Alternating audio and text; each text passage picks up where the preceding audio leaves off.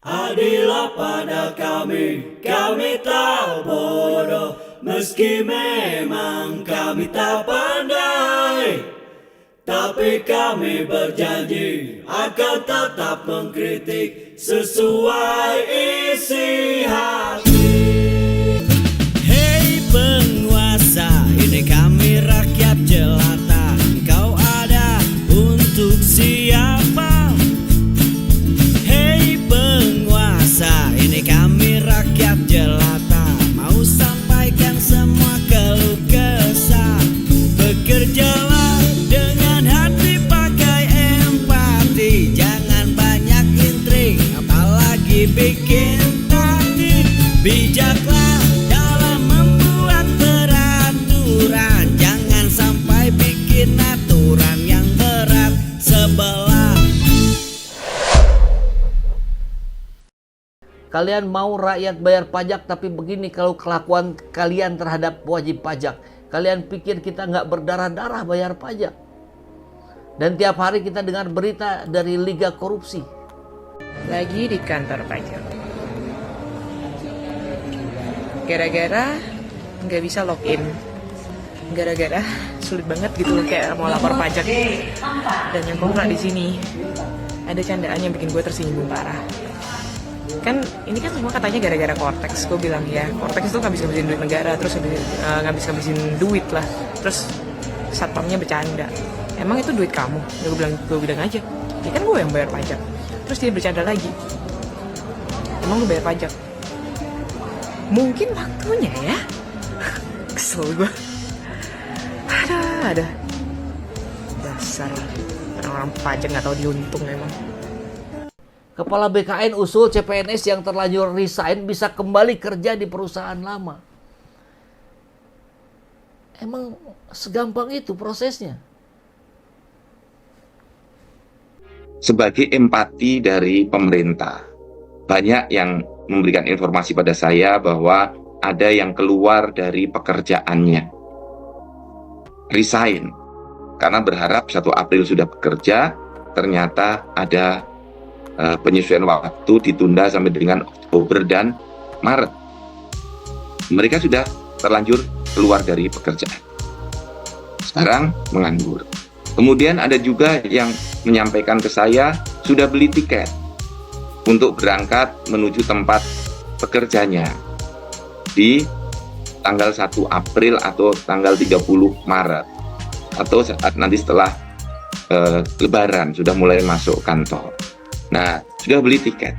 Nah, ini saya perlu masukan, apakah saat nanti mengundang para calon ASN-nya, instansi ini kemudian mendata, kemudian menghubungi tempat pekerjanya yang lama agar bisa mempekerjakan kembali, atau biar kami dari BKN atau Menpan yang menghubungi, misalnya mengkomunikasikan dengan Kementerian BUMN bila yang bersangkutan bekerja di BUMN, atau dengan Menaker kalau yang bersangkutan bekerja di swasta, atau kepada para gubernur, bupati, wali kota bila yang bersangkutan bekerja di BUMD.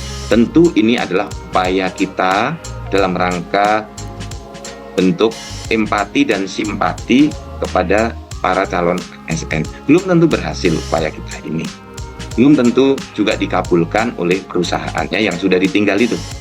Tapi kalau kita tidak berupaya, pasti tidak ada hasil. Tapi kalau kita berupaya, kemungkinannya masih ada 2. Kemungkinan gagal, kemungkinan juga berhasil mengembalikan yang bersangkutan bisa bekerja kembali sampai dengan 30 September. Karena 1 Oktober sudah mulai masuk kembali. Nah, ini saya mohon masukan dari rekan-rekan semuanya. Ini banyak hal-hal yang konyol gitu. BKN akan bantu CSN yang terlanjur resign kembali bekerja di perusahaan lama. Menghimbau akan mencoba membantu.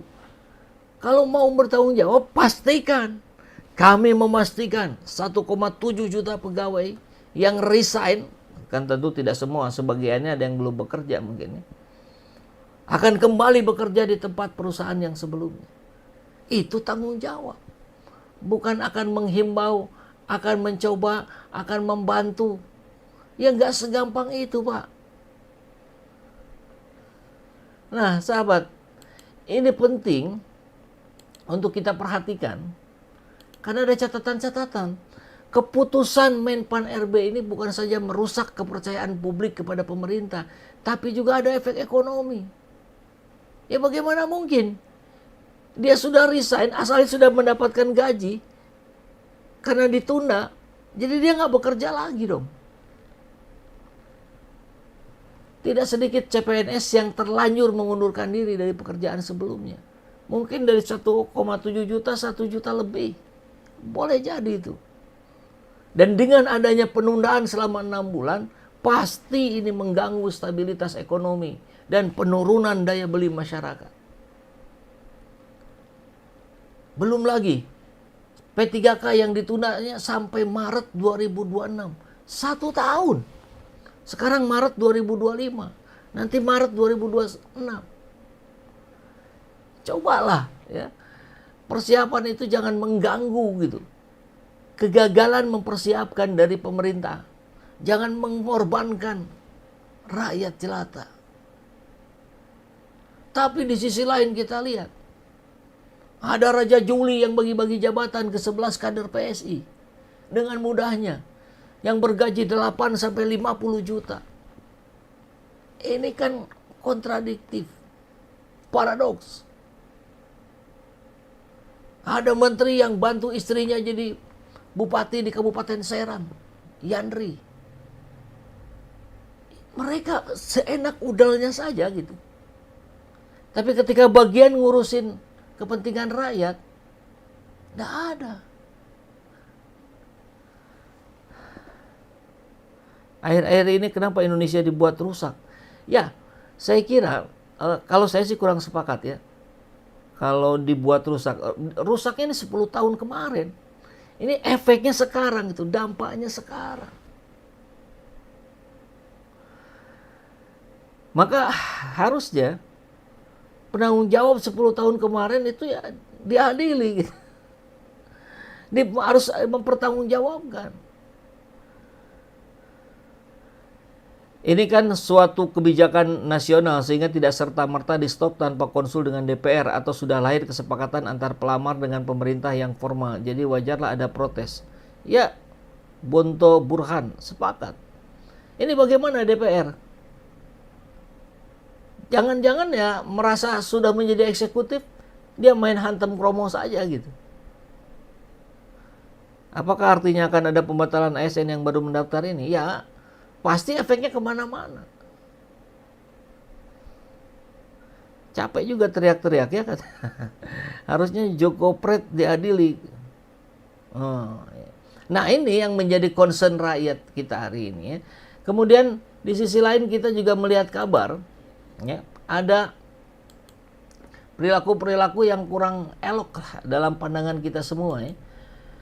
Misalnya, ini persoalan rakyat juga ini. Ada seseorang yang mau bayar pajak ke kantor pajak, dipersulit. Mau bayar pajak loh, dipersulit.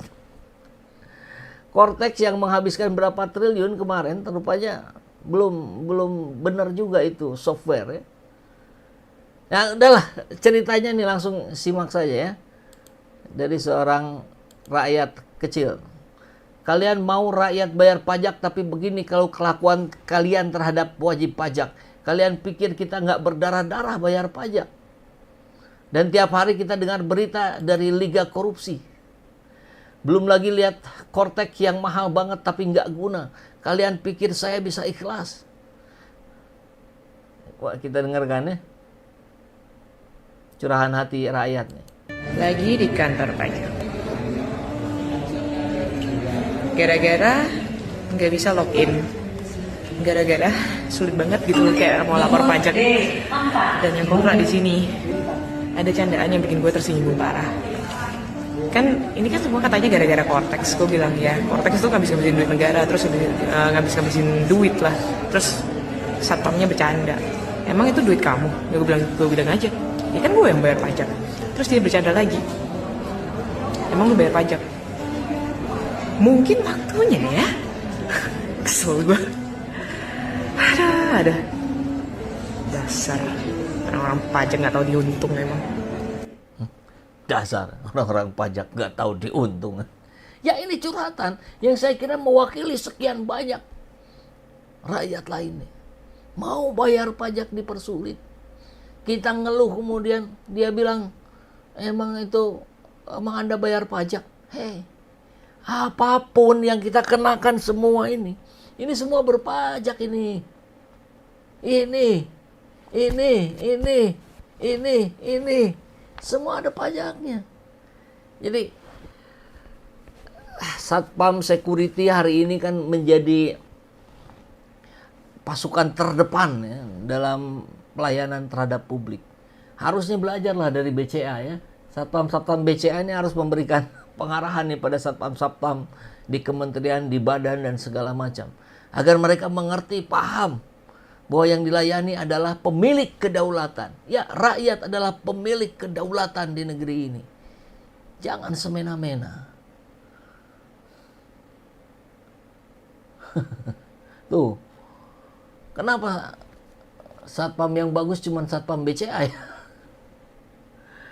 Waduh, jadi ngiklanin BCA ini. Allahu Akbar. Dan ini yang tak kalah mengerikan, kabar dari bocor halus, ya bukan bocor halus Tempo, tapi memang bocor halus yang sudah beredar juga di berbagai media massa. Konon katanya sejumlah menteri Prabowo akan diganti dan pindah posisi. Mudah-mudahan salah satunya Menpan RB ini ya. Breaking news, beredar dokumen yang mengabarkan akan terjadi reshuffle di Kabinet Merah Putih dalam 3-4 pekan ke depan. Ada 7 menteri disebut-sebut namanya. Dokumen bertajuk Reformasi Weekly Review tersebut tertanggal 10 Maret kemarin ya, dan beredar di kalangan terbatas sejak Selasa malam. Disebutkan perombakan kabinet yang akan dilakukan Presiden Prabowo mempengaruhi tim di bidang ekonomi. Menurut sumber yang kredibel, kemungkinan akan terjadi pada awal April atau setelah libur Idul Fitri. Presiden Prabowo diperkirakan akan melakukan perubahan pada beberapa posisi kunci sebagai berikut. Pertama, Menko Bidang Perekonomian Erlangga kemungkinan akan diganti oleh Menteri Perindustrian Agus Gumiwang Kartasasmita. Wakil Menteri Imigrasi dan Pemasyarakatan Silmi Karim kemungkinan akan menggantikan AGK sebagai Menteri Perindustrian. Menteri Keuangan Sri Mulyani kemungkinan akan meninggalkan jabatannya dengan nantinya kementerian tersebut dibagi menjadi 2. 1. Wakil Menteri Keuangan Thomas Jiwandono kemungkinan akan menjadi Menteri Keuangan. Wakil Kementerian Keuangan Anggito Abimanyu kemungkinan akan menjadi Kepala Badan Pendapatan Nasional yang baru. Ini rumornya sudah beredar sejak lama ya, Anggito ini.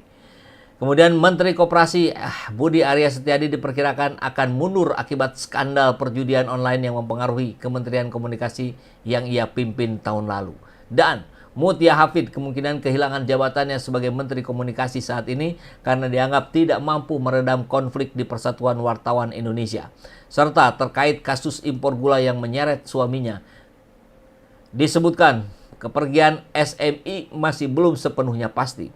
Dan dalam 3 minggu ke depan perubahan signifikan dapat mempengaruhi arah perombakan kabinet. Sebelumnya SMI telah membantah spekulasi mengenai kemundurannya. Terutama pada Oktober lalu ketika Presiden Prabowo memutuskan untuk mempertahankannya dalam jabatan yang telah ia emban setidaknya selama 14 dari 18 tahun terakhir. Oleh karena itu masukan dari berbagai pihak mengindikasikan bahwa Prabowo mungkin akan mempertahankan posisi SMI. Namun, tulis dokumen tersebut pada tahap ini peluang SMI untuk meninggalkan jabatannya tampaknya akan semakin besar. Kabar reshuffle tersebut belum terkonfirmasi. The Asian Post yang mencoba menghubungi orang-orang dekat Presiden Prabowo sampai berita ini diturunkan belum mendapat respon.